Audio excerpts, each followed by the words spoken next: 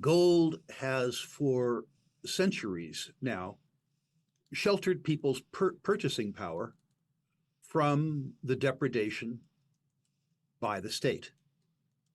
Right now, confidence in the US dollar is fairly high, high enough that you can sell a treasury, a 10-year treasury yielding 4% in a currency that's depreciating by 9% a year.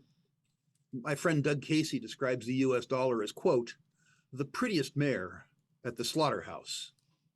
But I think that the dollar is only strong relative to other currencies and not absolutely strong. And I say that for several reasons.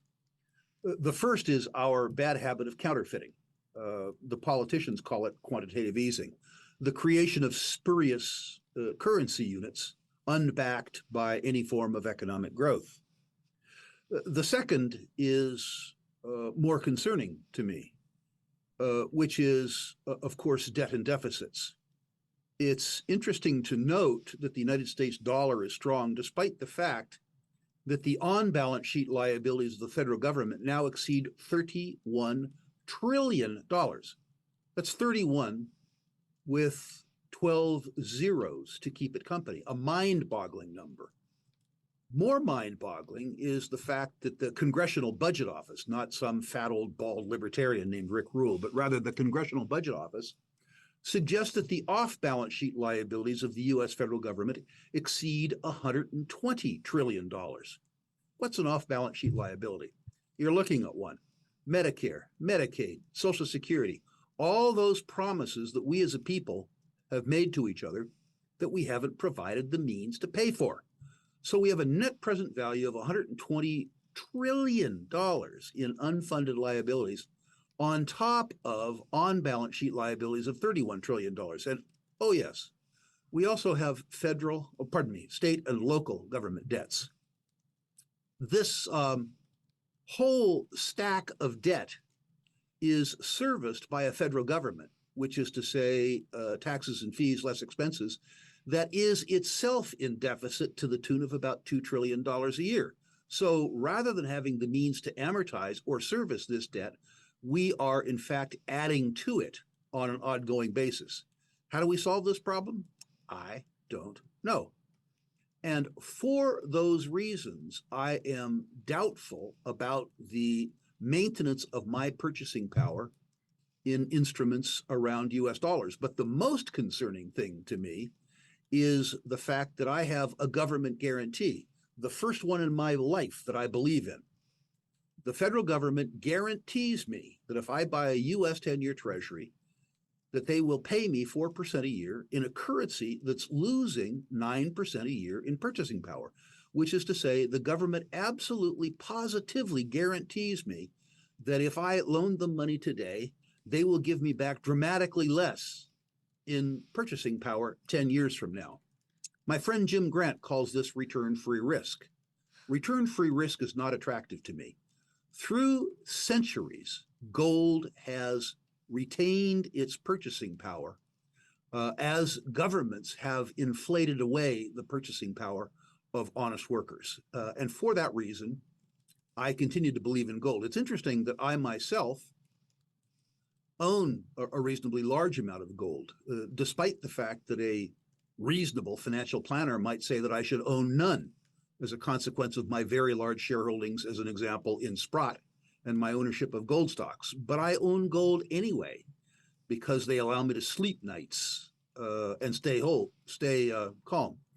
Ironically, despite saying all of this to you, I personally would prefer the gold price to go down. I personally would prefer all of the things I'm afraid of not coming to pass. I regard gold as insurance.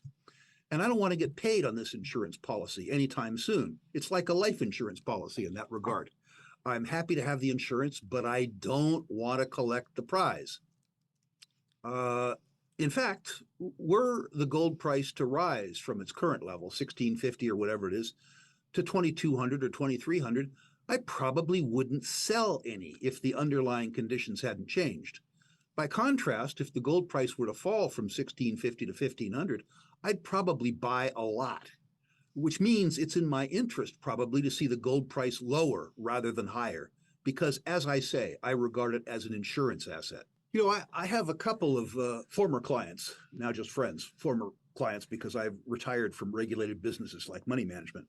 And I've put that to them. I know well a couple of family offices that have reasonably large holdings in US Treasuries. Mercifully, they have 1 or 2 year Treasuries, not 10-year Treasuries. But I asked them, I said, how do you feel about a certificate of guaranteed confiscation? How do you feel about knowing that you're absolutely going to lose money on this? And one person put it particularly succinctly. He said, Rick, I would rather lose 5% than 15%. I'm afraid enough about private debt markets, particularly junk markets, and equity markets, and I'm more concerned about other foreign markets, European markets or frontier and emerging markets, than I am the US market. So in an arithmetic sense, I feel much better about losing 5% in a liquid security as opposed to losing 15 or 20 in illiquid securities. That's the rational response. I'm not sure that most savers in the United States have bothered to do the arithmetic. And I'm not sure that most savers in the United States don't actually believe the Fed and Biden when they say inflation is transitory. But I don't. It is a real political tightrock because you curb inflation by reducing confidence. You tame the animal spirits. Also, to really curb inflation, you have to rein in government expenditures. And what you find in the voting populace is that programs that benefit you are necessary and defensible, and programs that benefit others are waste and fraud and abuse. So it's difficult to me to see a circumstance where it's politically palatable, ironically, to rein in inflation. What you want as a voter is to reduce your cost of living while sloughing off increasing amounts of costs on others. And that whole process is inflationary. I think it is going to come due. We dealt with it in the 70s through really quantum inflation. In other words, we inflated away the net present value of the liability. And it would appear that that's what we're doing today. To the extent that you've promised people benefits and you give them nominal valued benefits in an inflated currency, that's one thing to do. The other thing that I think probably occurs in the next 10 years is that we have a partial return to sanity. I'm not trying to say that Reagan did everything that he said he was going to do. He didn't reduce the size of the federal government. But what he did do is all the way through the Carter years, reduce the growth in the size of the federal government so that the underlying economy was able to catch up with the stupidity of the 60s and the 70s. And my suspicion is that we will survive the circumstance that we are faced with now. 3 ways. We'll inflate away the net present value of much of the liability. We will be a little less insane with regards to the growth in government. And hopefully your generation will take the opportunity to say no to some of the unfunded liabilities. While I intend to collect my Social Security check, I haven't done it yet, but I'm going to begin to contribute it. And by the way, I'm going to contribute every check to various anti-government organizations in the United States. But there's no particular reason that I can think of why very young people who didn't make promises to old people like me should feel obligated to honor them.